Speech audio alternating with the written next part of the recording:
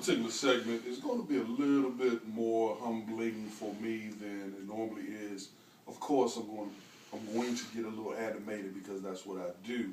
However, this young man that I have with me this evening was actually a member of my neighborhood growing up. He was an outstanding young man, tremendous character, conducted himself with class, grew up in a family that we adored very much, lived right across the street from him, used to throw footballs and basketballs and help keep the big boys off of when they wanted to jump on him. And then he became a all-metropolitan football player, all-metropolitan area football player at Anacostia High School. He was a cornerback and had quite a career. Since he finished and moved on to other things, we'll fill you in on what he's been doing since then.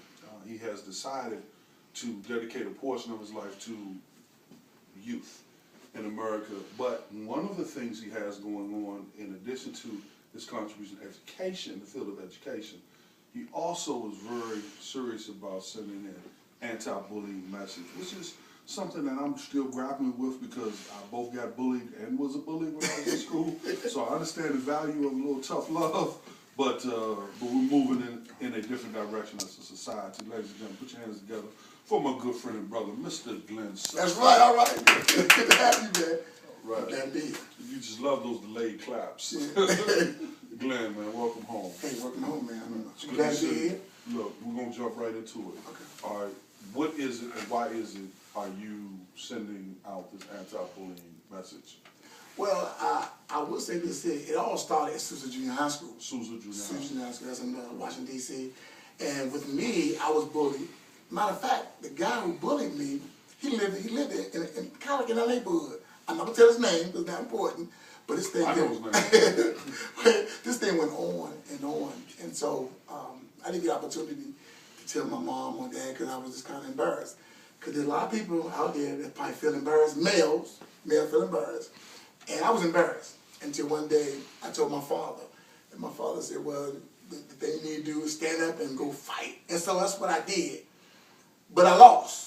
And that's why I try to tell students now, do not take bullying in your own hands. As you know, people bring guns, knives, and those are dangerous weapons. So now, my wife and I, we have developed a program called Stop Bullying. And so we have a theatrical presentation that's very animated, very serious, and we really get into it.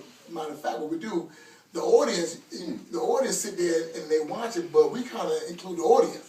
So it's very emotional. You might see some laughter and some tears, but our message to all the victims, the bystanders, and the bully is to please tell somebody. And if you are the bully, you need to stop because you're damaging a lot of people's lives, a lot of people's dreams. And that's what my whole motto.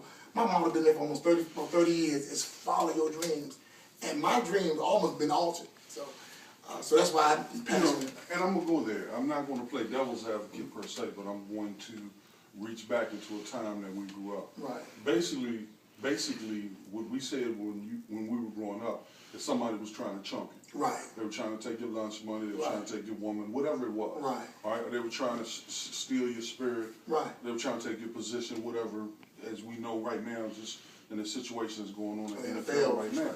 But the thing is, this has been going on since the beginning of time. Right. Where and it happens in every species. Every species of animals, every animal within the kingdom has this. Has this. Somebody. As the king of the jungle, that's right. And everybody else better bow until long live the king is dead, long live the king. Exactly. So everybody bows until somebody knocks the king off the throne. That's right. So the animal instinct in me responds to threats and conflict with a fight or flight. Right. In addition to that, the animal instinct also, when I smell blood, whether it's near the goal line, whether it's near the rim, whether it's in business, right. When I smell fear, I smell blood, right. I'm going after it and I'm going to succeed in what I need to do.